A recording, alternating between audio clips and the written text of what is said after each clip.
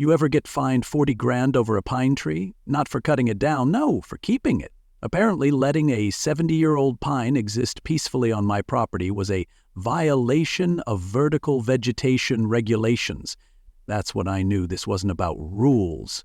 It was revenge. The HOA president, Brenda Langford, had already picked off 5 lakefront cabins on Maple Hollow like a sniper with a clipboard, fining folks into foreclosure, then watching some LLC scoop up their properties for peanuts. Now it was my turn, and she wasn't even pretending to play fair. I stood there, staring at a stack of pastel-colored violation notices duct-taped across my cabin like bureaucratic confetti, wondering how a place meant for peace had become a battleground over bird feeders and pine needles. And leave a comment below and let us know where you're watching from. If you're into true-feeling chaos, poetic justice, and HOA drama that makes your blood boil and your neighbors suspicious, go ahead and smash that subscribe button. Tomorrow's story, it'll make this one look like a parking dispute at Bible study. You don't want to miss the twists coming next. 3 months earlier, I was too buried in work to think about this place. I'd been deep in a software contract for a Fortune 500 client, sleeping 4 hours a night, arguing with grown men about semicolons. The cabin was supposed to be my sanctuary, the code-free zone where my brain could breathe. I'd bought it 3 years ago after selling my first startup, a burn-it-all-down kind of exit that netted me $2 million, 0 cents, and an ulcer. When I first walked onto that dock, watching the sun melt into the Colorado peaks, I swore I'd rewrite my life from line 0. No more calendar pings, no more Slack arguments, no more caffeine-powered anxiety loops, just code when I felt like it, and the occasional pine-scented breeze to remind me I was human. But when I finally rolled back into Maple Hollow last October, my cabin didn't smell like peace. It smelled like extortion with a hint of citrus toner. The first notice said, "Tree exceeds allowable height." I looked up at the pine, probably older than the HOA itself, and laughed out loud. The second said, "Dock lacks modern safety railings," referring to the handmade wood posts installed back when vinyl records were still cool the first time. Another notice fined me for unauthorized wildlife attraction because I put up a bird feeder. A bird feeder, the kind you buy at hardware stores run by retired guys named Earl. As I peeled them off, my neighbor Delilah Cruz walked over, her face the definition of concern. She'd lived next door for years and inherited her cabin from her grandfather. "Ethan," she said, "she's doing it again.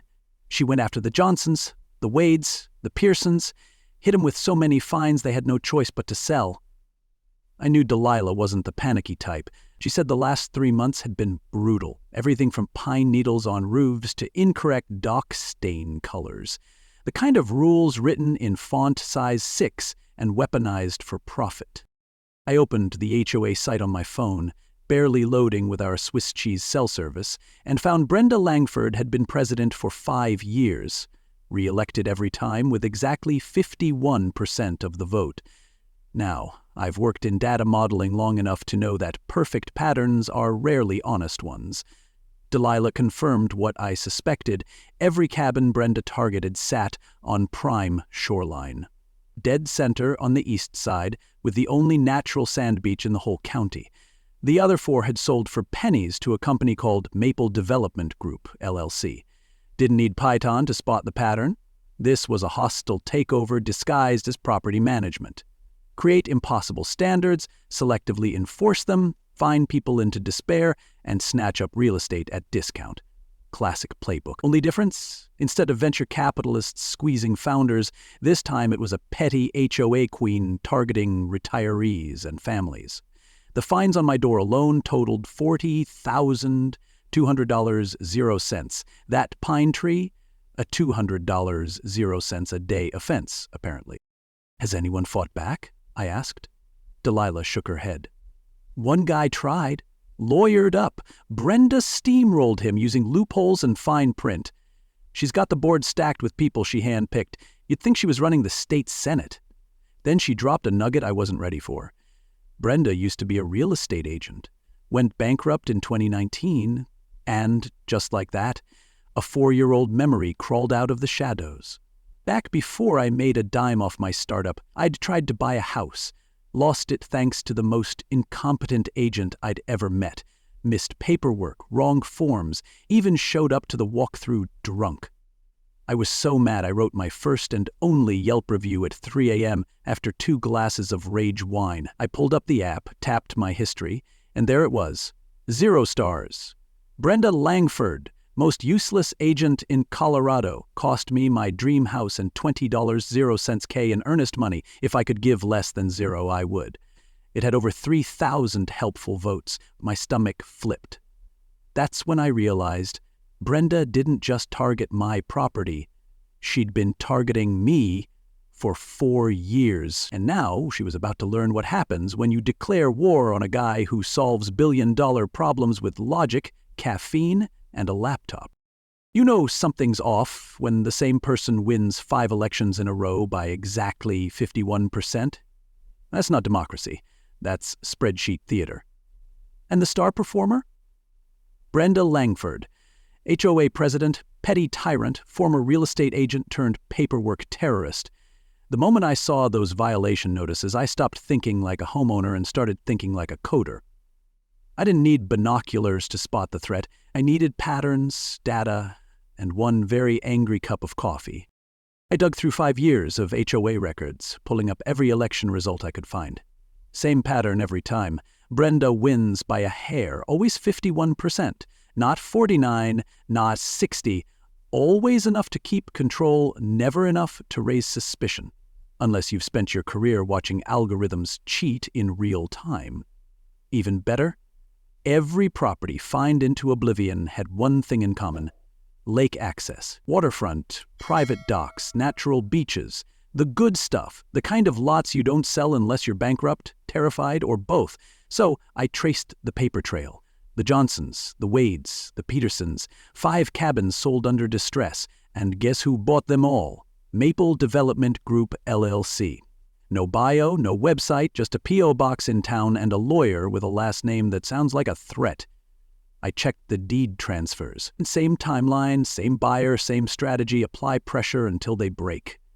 This wasn't random. It was a script. And I was next in the queue.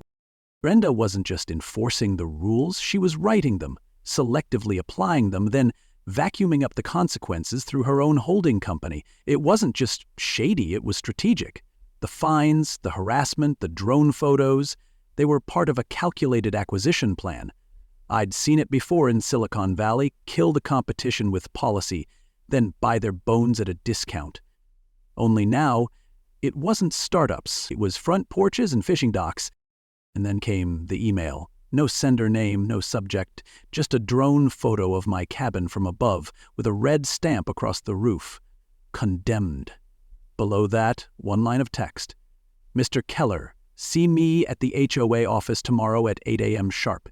Every minute you're late doubles your existing fines. I've waited 3 years for this. Don't test me.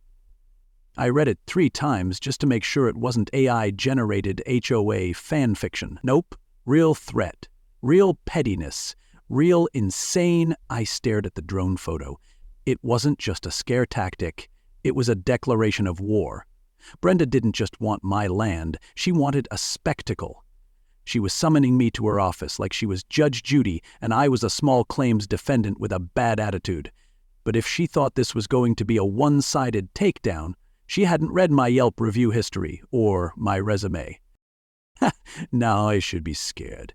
Normal people get anxiety over parking tickets. This was a 5-figure HOA assault paired with surveillance tactics usually reserved for cartel documentaries. But instead of fear, I felt that old startup twitch. The one that shows up when your servers are melting down and the investors are calling and your co-founder just rage quit via Slack. That's when I'm calmest. That's when the code flows.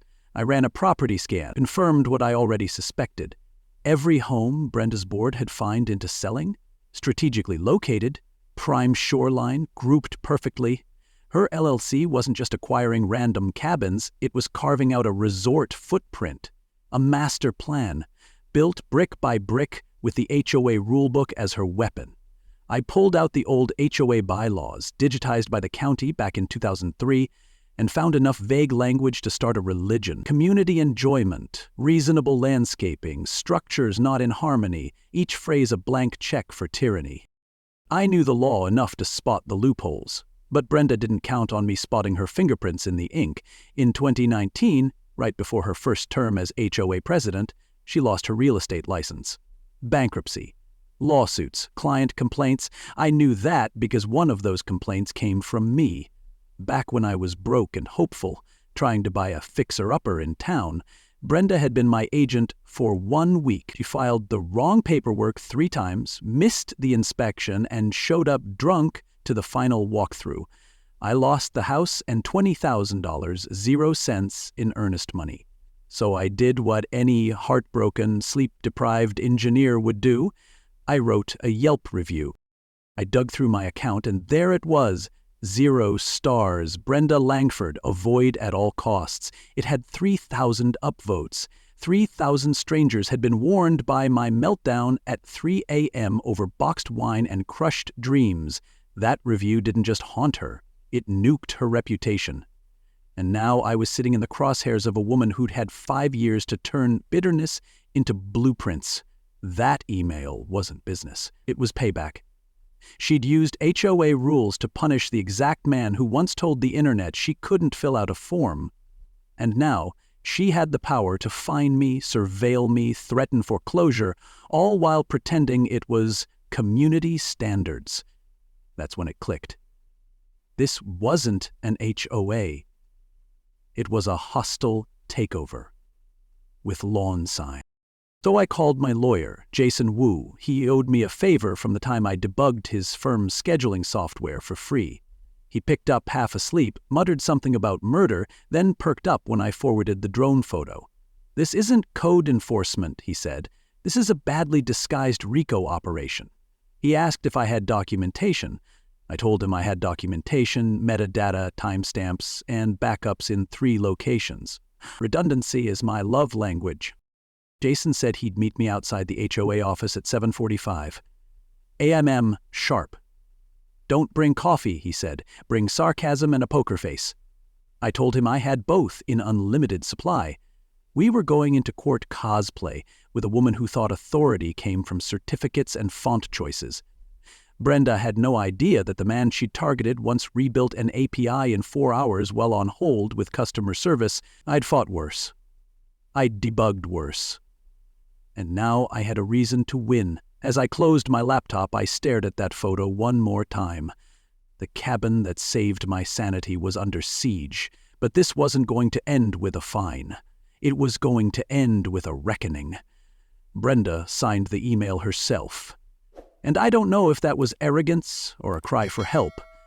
Either way, she just made this personal. If this story hit a little too close to home, or made you laugh, wince, or nod in silent HOA rage, send it to a friend who's been through their own neighborhood nightmare. Seriously. Someone out there needs to know they're not alone, and if you picked up a lesson or two from this digital brawl turned courtroom comedy, share the love.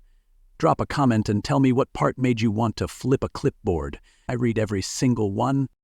I've been to startup pitch meetings where grown men cried over valuations, but nothing prepared me for Brenda Langford's HOA office. Imagine a cabin that thinks it's a courthouse. The desk sat on a raised platform like a judge's bench, flanked by diplomas from online real estate schools and HOA certificates printed in Comic Sans. She motioned for me to sit in a single metal chair planted dead center, like I was on trial for crimes against community aesthetics.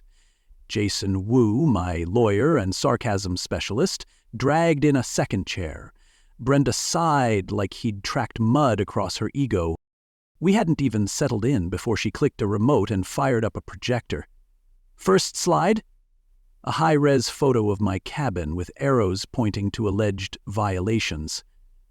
"Let's begin," she said, her voice dripping with rehearsed power. "Violation number 1, unmaintained vegetation exceeding 3 inches. I opened my laptop without a word and began scrolling through the original HOA charter I'd downloaded from county archives. "Brenda," I said, The rule actually states vegetation that impedes neighbor enjoyment. My cabin is bordered by squirrels and elk. I don't think they've filed a complaint. Jason stifled a laugh with a cough, but Brenda was already clicking to slide 2, her laser pointer twitching like a nervous lie. Next up was my bird feeder. Unauthorized structure, not on original survey, she snapped. That feeder wasn't there in 1970. I looked at her, then back at the slide. You mean that $12.00 piece of hanging cedar attracting cardinals? She nodded with genuine fury. Any external structure requires board approval. Did you get board approval for your hair dye? Jason muttered under his breath. Brenda ignored him, probably because she was too busy loading the next 83 slides. That's right, she had prepared 87 violations, the HOA equivalent of death by PowerPoint, and I was ready for all of them. What she wasn't ready for was interruption. Halfway through violation number 12, the door creaked open. In walked her son, Caleb. Early 20s, eyes sunken with years of disappointment. "Mom," he said, "I need to talk to you, now." She didn't even glance up. "Not now. This is important." But Caleb didn't leave. He stepped forward, made eye contact with me, and did something unexpected. He handed me a USB drive. "Check file 1, he whispered. And just like that, the temperature in the room changed. Caleb turned and walked out without waiting for permission, like someone who'd finally run out of fear. Brenda froze for a moment, then fumbled to the next slide like nothing happened. But I was already opening the drive on my laptop, right under her nose. The first file was audio, poor quality but clear, her voice. "If Keller doesn't sell willingly, we'll make him. I don't care if we have to burn it down. I've done it before." Jason's head whipped around, like he'd just heard a live confession, because he had. I didn't stop the playback, just turned the volume low and kept scrolling. That was file 1, but there were dozens more, and suddenly Brenda's 87-slide theater felt like an open mic night during a criminal trial. She thought this was personal. Fines, violations, power plays, but file 12? That turned it criminal. Clear as day, Brenda coordinating payment schedules to HOA board members, bribing votes, planning forced foreclosures. It wasn't just petty, it was prosecutable. Jason leaned over and whispered, "This is better than any deposition we've ever taken." I nodded, never taking my eyes off the woman who'd weaponized Comic Sans and thought that made her untouchable. She didn't know she was standing on a trap door, and thanks to her own son, we had the blueprint to pull the lever. The files go deeper than we thought. Bribes, money laundering, and a Russian name that turns the HOA nightmare into a federal problem. You'll want to see how far this rabbit hole drops. When I say I spent the night listening to the HOA equivalent of Watergate tapes, I'm not joking. I had my laptop, a spreadsheet, 3 mugs of coffee, and a folder labeled Maple Hollow Apocalypse. By 3 a.m., I'd cataloged 47 audio files, each more illegal than the last. Brenda's voice was everywhere, coaching board members, promising vote perks, even walking through step-by-step foreclosure tactics. But file 37? That one turned the whole thing sideways, her voice calm and proud. "Tell Dimitri the next title will be clean by Tuesday. I've already cleared the owners." That was the moment I knew this wasn't about me anymore, Dmitry Vasilyev. The name didn't need an introduction. The guy popped up in bribery cases like mold in Florida, Russian accent, Miami condos, and a love for laundromats that never sold a single sock. Turns out, Brenda hadn't just been playing HOA games. She'd taken her neighborhood petty and plugged it straight into a global asset wash.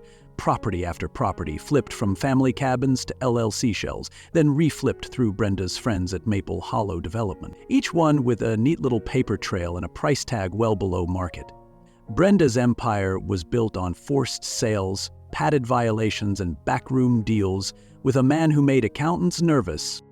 At 8:06 a.m., I tried to transfer money to my accountant, declined. Tried another card, declined. Checked my investment account, zeroed out. My bank app blinked, access restricted.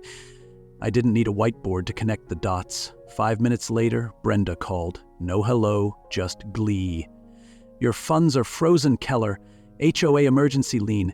Judge signed it this morning. You've got two choices, pay or walk away. I hit record mid-sentence. She kept talking. You think that website will save you? You're done. Or I could be generous, offer 10% market value. I'll even let you keep your dignity. I stayed silent, let the silence stretch just enough. Brenda, I finally said, you just admitted to filing a fraudulent lien across state lines. That's wire fraud. She laughed. Prove it. I smiled. Already did. You're being recorded. Enjoy federal jurisdiction. That's when the line went dead. I texted Jason Wu the recording and forwarded it to my bank's legal department. 10 minutes later, I got a call back. We've unfrozen the accounts. Also, we flagged her motion for review. That wasn't legal. That was extortion. Brenda thought she'd won. What she did was hand us Exhibit A. I hadn't planned to go nuclear that day. But when your HOA president freezes your money and name drops a Russian money launderer, you stop asking permission. I fired up a domain registrar, spun up a server, and by noon, Defend Maple Hollow GOG was live. Front page, timeline of forced sales. Audio clips transcribed and redacted.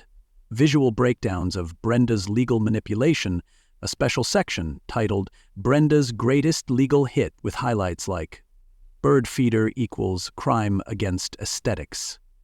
It wasn't revenge, it was exposure, and it felt righteous. Within 2 hours, the site hit 2,000 views. By evening, it was over 10,000. Neighbors shared it, local journalists called. HOA victims from other states sent emails. Turns out Maple Hollow wasn't the only community with a Brenda problem, but mine came with a twist. A Russian accent and a stack of wire transfers. That night, I got a voicemail. No ID, just a voice. Mr. Keller, take down the website, sell the cabin, walk away. You are becoming a liability. Calm, almost polite. The kind of tone you hear from people who know how to disappear problems, including people. I forwarded the recording to Jason. His reply, congratulations, you're now officially in a RICO situation. He wasn't wrong. Brenda had built herself a beautiful little pyramid of fake rules and fake fines and paper threats, but she used it to feed an actual laundering machine. File 39 had her boasting about how the HOA structure made the deals look clean. Nobody questions an HOA, she said. They just assume it's about fence colors. That sentence alone was worth its own press release. I spent the rest of the night adding more to the site. Video walkthroughs, documentation, scanned PDFs of board minutes where she pushed through absurd rule changes. I even built an interactive map showing how the targeted properties formed a near-perfect resort footprint. It wasn't coincidence. It was real estate chess, and Brenda had been sacrificing pawns for years. But now, the board was watching. Literally. By the next morning, the site hit 50,000 views. Then came the fun part. Brenda tried to call again. This time I didn't pick up. She left a message. You think you're clever, Keller. You're not. I built this HOA from the ground up. I will bury you under it. I saved it, added it to the homepage, titled it Exhibit E, Karen Goes Full Mafia. That's when the threats got weird. Spray paint on my mailbox. Sell or suffer. A drone hovering outside my window at 2 a.m., and then the power went out, followed by the internet. The HOA sent a service notice. Infrastructure improvements. Right. Luckily, I don't believe in single points of failure. I'd installed Starlink as a backup. My router rebooted. My security cameras reconnected. I watched the footage of 2 guys in branded polos snipping my cables with bolt cutters like they were trimming hedges. Subtlety wasn't part of the plan anymore. Brenda had escalated from threats to action, but the more she pushed, the more people noticed. The HOA wasn't enforcing order, it was running intimidation ops out of a lakeside cabin with an expired real estate license and delusions of grandeur. The turning point wasn't the threats, it was the data. Numbers don't lie.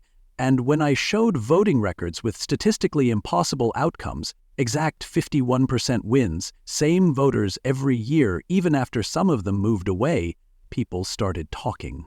Then Caleb reached out, again, this time not in whispers. "She's lost it," he said. "She's planning something big. She told her board she's going to clean house if the website stays up." I asked if he had more. He did. File 44, Brenda on a call with a contractor. "If he won't sell, we'll make it unlivable. Start with the dock." I didn't sleep that night. I backed up the entire site to 5 cloud servers, 2 hard drives, and a secure archive I'd previously used to store encrypted startup prototypes.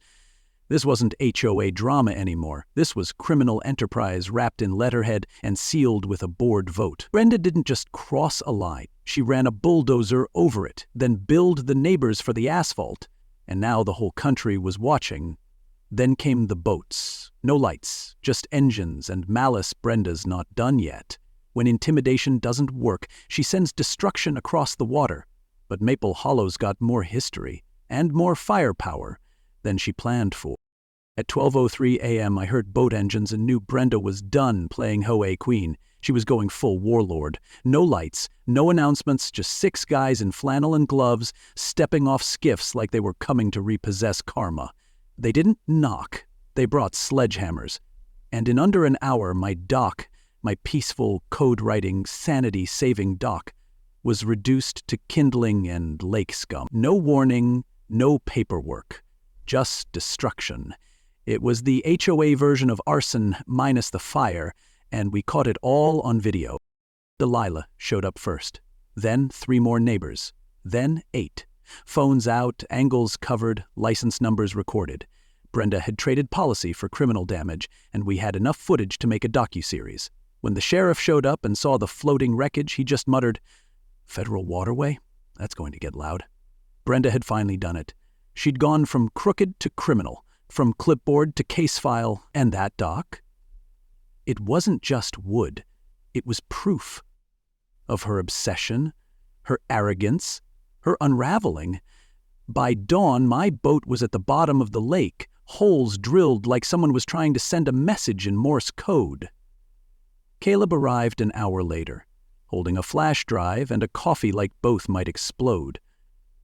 She said the next step was making your life unlivable. She meant it. He handed me more files. Board member payoffs. Audio of Brenda threatening a neighbor. One clip had her saying, "We'll sink him financially," or literally, either works. We didn't need a confession anymore. We had a playlist, and it was set to ruin. That night, 38 people crammed into the basement of Maple Hollow's old chapel, not for prayer, though honestly some of us were considering it, but for the first unfiltered HOA town hall in decades. No Brenda, no cameras, just neighbors with receipts. That's when Delilah stood up with a binder older than most of our roofs. "My grandfather was one of the 3 original founders," she said. "This," she held up the document, "is the Founders Clause.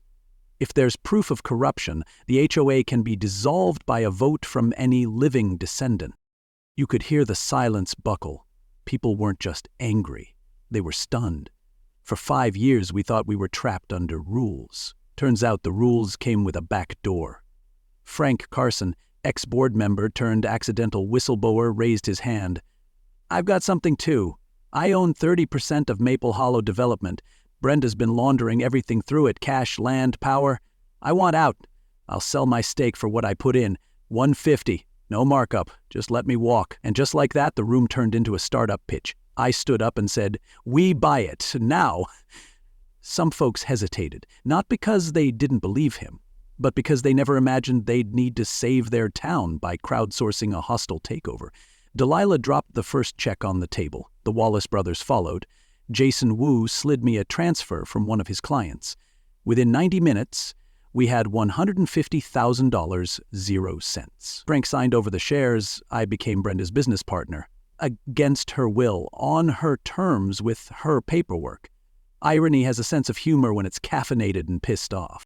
With the founder clause in play and Frank's 30% stake locked in, we updated the website. posted the scanned charter, shared the video of the dock demolition, embedded the bribe audio in a neat little player with closed captions. By 10 p.m., we had 82,000 hits, and local media was camped out at the community gate like we were hosting a scandal-themed farmers market. But the highlight? Brenda hadn't said a word. No emails, no violations, no rage texts, silence. And if there's one thing worse than a screaming Karen, it's a quiet one. At sunrise, they came again, 20 trucks, matching vests, freshly printed county inspection, stencils that were still dripping. They swarmed like they had warrants. Problem was, they didn't. They had forged documents and a Karen with delusions of property seizure. Unfortunately for them, the actual county inspector pulled up 20 minutes later, sheriff in tow.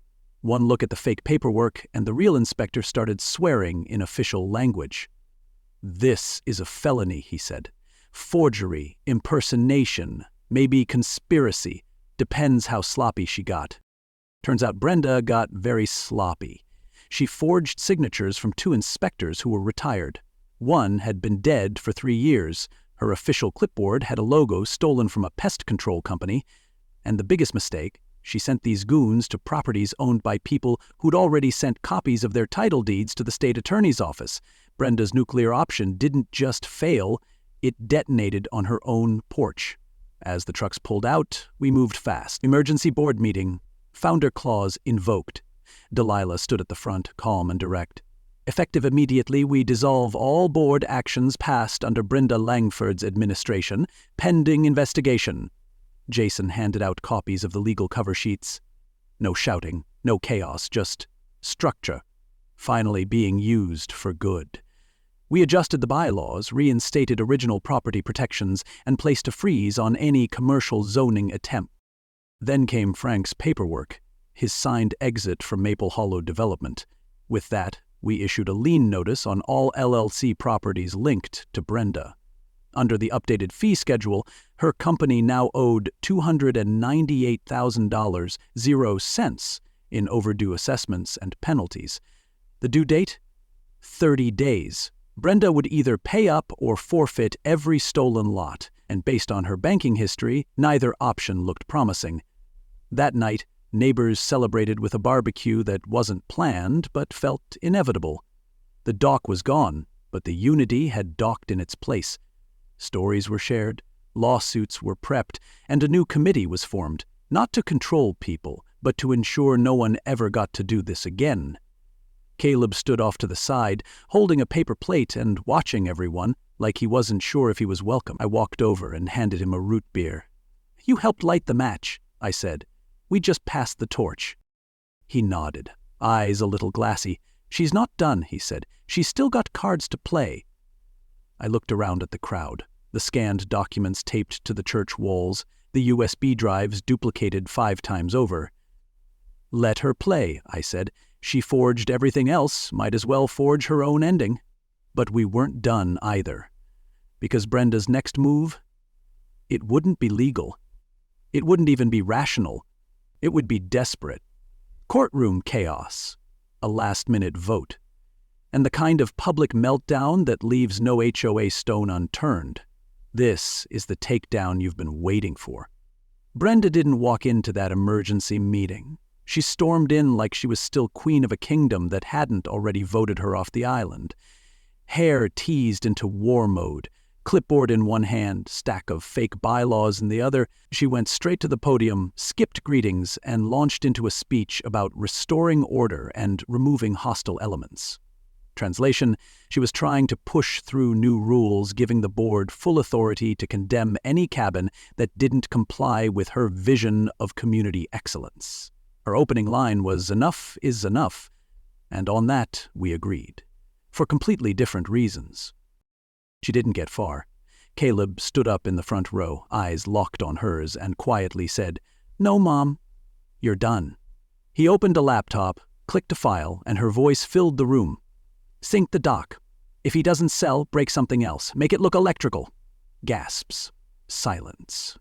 Caleb clicked again. Board payout spreadsheets, wire transfers, emails confirming bribes.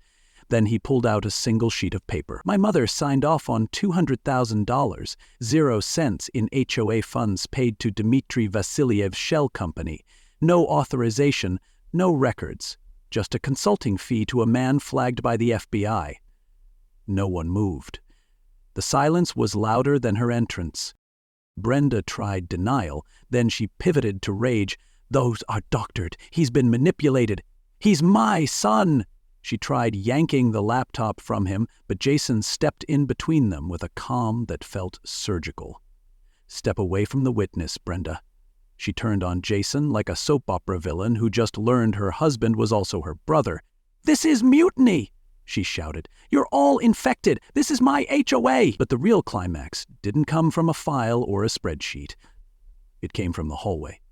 Black SUVs, blue jackets. 3 agents stepped in mid-rant, like bouncers at a meltdown. Brenda Langford, one said, flashing a badge. You are under arrest for wire fraud, racketeering, money laundering, and conspiracy. You'd think she'd go quietly. You'd be wrong. She tried dialing her phone, shouting, Plan B, activate Plan B, like she was launching missiles, but there was no signal. Someone had already blocked the line. Probably Jason. Or Caleb. Or maybe Karma. She lunged toward the exit, tripped over her own clipboard. Face down, surrounded by the same community she'd tried to bulldoze into submission. Watching her be cuffed wasn't satisfying in the way you'd expect. It wasn't loud, it wasn't dramatic, it was quiet, clinical, like deleting malware after months of system slowdown. No cheers, no applause, just relief. She was escorted out as her clipboard hit the floor. Pages scattered. One caught the AC draft and floated down like a leaf in fall. Her proposed bylaw, titled Emergency Condemnation Authority. I picked it up and folded it into my jacket pocket. A souvenir from the worst code I've ever read. The next week felt like one long exhale. The media called. A local reporter asked how we pulled it off. I said, same way you debug bad software, one broken function at a time. Delilah formally restructured the HOA using the original bylaws. Jason helped draft new transparency rules. Every meeting was now live streamed. Every vote public. Every dollar tracked. No more surprise liens. No more silent elections. No more HOA empires built on fear and fine print. Brenda had built her power like a malware loop. We wrote the antivirus in community. Caleb stayed, helped with tech stuff, joined the ethics committee. He spoke at the next meeting not as Brenda's son, but as the guy who exposed the virus in the code. I didn't want to believe my mom had gone that far, he said, but she stopped being a leader years ago. This place needed disinfecting. And not with bleach, with sunlight. People clapped, not loudly, but enough to remind him that redemption doesn't need applause to be real. He smiled for the first time in weeks. You could see the shame begin to lift. I got elected HOA president. Didn't campaign, didn't even want the job, but when 50 neighbors write your name in the margin, you kind of owe it to them. My first act? Radical transparency. Every file, every meeting, every penny. I even created a public dashboard. One neighbor joked it looked more secure than his 401k. Another said she finally understood her dues. We weren't building walls anymore, we were building trust. And trust, once earned, turned scared neighbors into active citizens. The dock got rebuilt, but not by a contractor, by the community. Retirees with tool belts, teenagers learning power drills. Delilah brought sandwiches. Caleb designed a plaque, when systems fail, rebuild together. It wasn't fancy, but it was sturdy, stronger than the original, with ramps for wheelchairs, benches for sunsets, and a space for storytelling, the kind you don't need permits for. Just people. The lawsuit Brenda filed against me, dismissed. Her lawyer quit mid-hearing. The judge looked at our evidence and called it a masterclass in neighborhood defense. The FBI case expanded.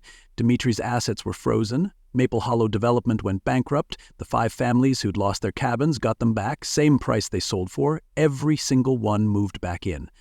You should have seen the Johnsons cry when they got their keys. Or the Waynes fired up the grill like it never left. Home isn't just land. It's what you fight for when someone calls it expendable. Brenda got 5 years, plus probation, plus a ban from holding any position of financial responsibility. Last I heard, she's teaching watercolor in minimum security. Still blames me. Still blames Caleb. Still thinks she was saving the community from itself. But systems don't need saviors. They need maintainers. And maintainers don't send hit squads to smash doxes for me. I kept a plaque, framed it above my desk beside it, a sticky note that says, "Document everything, because if your HOA starts glitching, don't ignore the warnings. Read the source code. Then run your update with neighbors." And as I sat on that new dock, rebuilt by people, not policy, I realized something. The real revenge wasn't Brenda going to jail. It was the community she couldn't control anymore. The real power wasn't a bylaw or a title or even a lawsuit. It was the moment we all stopped asking for permission and started building our own version of fair. I didn't want to be a hero. I just wanted peace and maybe a few quiet weekends at the lake. But sometimes the system crashes. And when it does, someone has to read the code, call out the bugs, and push the update. Publicly. That's what this was. Not a fight, a fix. And what did we fix exactly? We exposed how fear gets monetized, how fake power relies on silence, how even a small group armed with truth and documentation can outcode corruption. We showed that reform doesn't always come from the top. Sometimes it comes from neighbors, USB drives, and a kid brave enough to say, "My mom is the problem." That's the lesson, right? Don't wait for justice to be delivered. Build it, log it, share it, and never, ever underestimate what people can do when they're done being polite. Oh, one more thing. This channel's all about real stories that matter to you. So tell me, what would you like me to do next? If this story taught you something about standing up, speaking out, or just surviving your own HOA drama, share it with a friend. Someone you know needs this courage right now. Leave a comment below. What part hit home for you? What bug would you fix in your own neighborhood? Hit like if you believe communities deserve transparency and dignity. And don't forget to subscribe, because next week's story, oh, it's even wilder. Let's just say someone tries to evict a veteran from his own backyard, and it does not end how you think. Got a crazy HOA tale, a justice moment, or a twist-filled story you think the world should hear? Drop it in the comments or post it on the community tab. Seriously, this is your channel too. The more your voice shapes it, the more it grows. Let's build the next story together.